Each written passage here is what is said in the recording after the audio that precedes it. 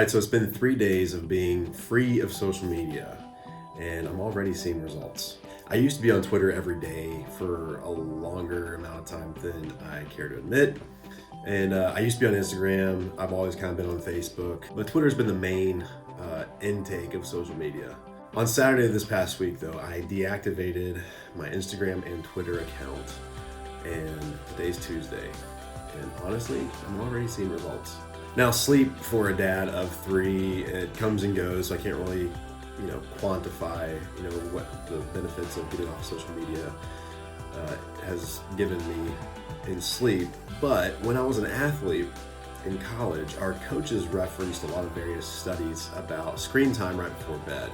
And I think there's a lot of merit to that. It's something worth investigating. I haven't really investigated it, and if you have any way to, anything to point me in the right direction to research it, just comment in the comments below. I'd love to follow that.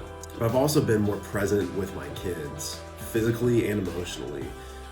There's a sense of itchiness whenever, as you know, on social media that makes you want to pick up your phone and look and see what people are saying, or if they like this or that you put up. And like, for example, there's been a lot of action in the NFL recently that makes me want to pick up my phone and just see what people are saying about it. But since I've deactivated my Twitter account, I can't.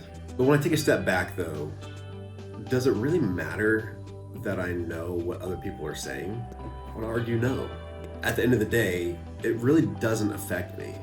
If it does affect me, maybe I'm overvaluing something when I could be valuing something more here presently with me now in the real world. My kids are examples of that. Like, for example, yesterday my son was sick, and usually when kids are sick, they're pretty grumpy too. And but even in spite of him being grumpier than usual, I was wrestling with him in the basement, and the girls as well. And for like 15 minutes, that's all it was. But we had the best evening together as a family with their behavior.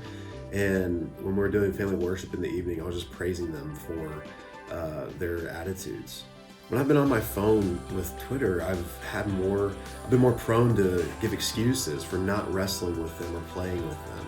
But yesterday, when I wrestled with my kids and played with them, for like 15 minutes, that's all it took.